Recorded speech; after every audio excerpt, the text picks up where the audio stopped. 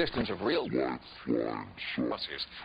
A fascinating letter from D. Robin Stowell of Milton Keynes, England. Mr. Stowell was alerting us to a startling footnote in an out-of-print book.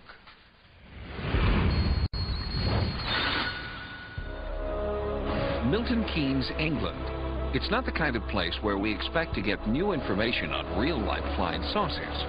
But after our recent report on disc-shaped aircraft in Canada, top-secret American saucer projects, and Germany's development of craft like this during World War II, a sightings researcher received this letter from viewer D. Robin Stowell. A typesetter by trade, Stowell alerted us to this book, Brighter Than 1,000 Suns, an authoritative history of the race to build the first atomic bomb. Stowell typeset the original manuscript nearly 40 years ago and never forgot this brief reference to a Nazi saucer that could outmaneuver any Allied aircraft. 4 decades after publication, Stowell found a copy of the out-of-print reference book and confirmed what he had long remembered. The footnote describes German saucers that were 45 yards across, capable of reaching speeds over Mach 1 and climbing to an elevation of nearly 8 miles. Some experts believe that these Nazi saucers could have been responsible for the legendary Foo Fighters sightings over Europe late in World War II. But if they were, it still does not explain Foo Fighters spotted over the Pacific during the same period.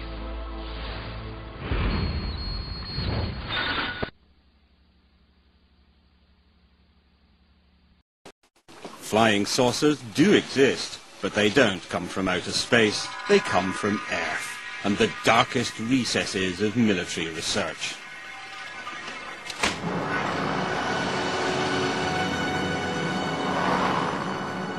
It all began in 1932 in Bucharest, when this man, a flight engineer called Henry Kohanga, made an extraordinary discovery using a disc-shaped flying object. One of the first people to see Kohanga's experiments was then a 20-year-old aeronautical student called Radu Manikatide. The saucer rose to the ceiling and remained there. I thought it was something extraordinary. It would never have crossed my mind. You know, I was only used to the idea of normal flying.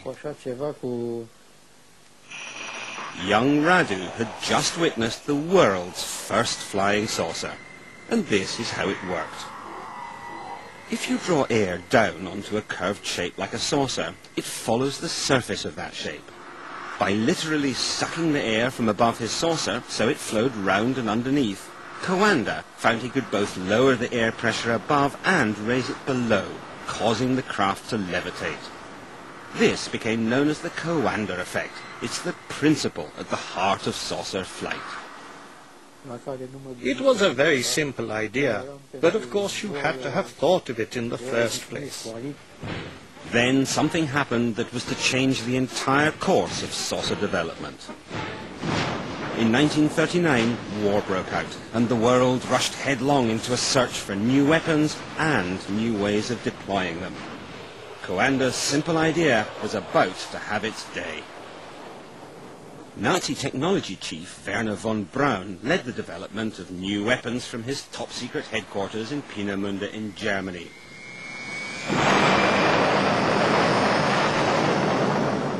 Here, he developed state-of-the-art weapons of terror like the V2 rocket. This was really the central location from which all projects were run for quite a long time. What few people knew was that 260 miles away in Prague, the Nazis had an even more secret research establishment and were working on a fantastic new flying craft. And the firm at the heart of these frightening new developments? Skoda. The SS was using, and the Air Force were using Skoda to manufacture aircraft of all sorts. But by 1944, things were going badly wrong for Hitler. He needed to reassure his allies, chief amongst them Italian dictator Benito Mussolini. Hitler told Mussolini he had spectacular new aircraft that could change the course of the war. He called them his Wunderweapons. In July 1944, Hitler invited Mussolini to Germany with his chief advisor on weapons technology, Luigi Remersa. Later, Remersa was taken to the top-secret Skoda base where the new aircraft was being developed. Today, Luigi Remersa is 84 and living in Italy. He has agreed to describe what he saw that day. Yes, I saw it.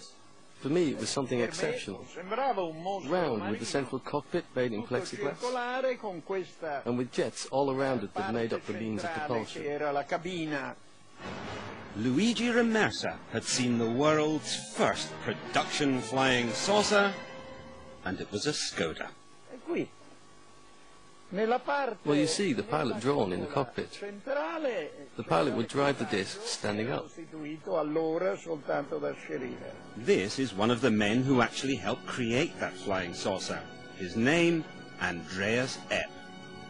Epp had invented a disc-shaped flying gunnery target and sent the prototype to the Luftwaffe High Command, suggesting it could be adapted for manned flight. In an interview recorded before his death in 1997 and never broadcast until now, Epp described how he began to suspect his designs had been stolen. I kept hearing reports that people in Prague were working on the construction of flying discs and that progress was being made. Furious over being sidelined, Epp drove to the Prague test ground to find out what was going on. I had my Leica A camera with me. Then suddenly I saw a flying saucer. It had no wings, absolutely none. I took a photo and wound on the film, but it was already directly over me.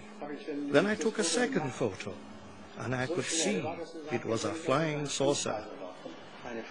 Epp would get his own back later, but in the meantime, the Germans had a flying saucer. It actually flew, and flew pretty well. This is what the German saucer looked like. It was based on the flying saucer principle, the effect discovered by Henry Kohanga, whereby the ship created an area of low pressure above it and literally sucked itself into the air. But it combined this with other new technologies, such as the helicopter and the jet engine. It was fast, versatile, and could potentially carry a heavy payload of bombs underneath. But perhaps most important in a country which had lost so many runways to Allied bombing, it could take off vertically. These saucers worked in one sense almost like a helicopter in that they had rotating vanes. The vanes would rotate underneath the saucer and were powered by a jet, the same jet that moved the saucer forward, would be directed up to spinning these vanes to give it lift. They were to be used as a bomber. Every machine built in those years was a war weapon. They were to be used as a response to the Allies in what was to be the final battle of the Third Reich. According to Remersa, an increasingly desperate and deluded Hitler plotted to use his secret new weapons in a devastating attack on New York.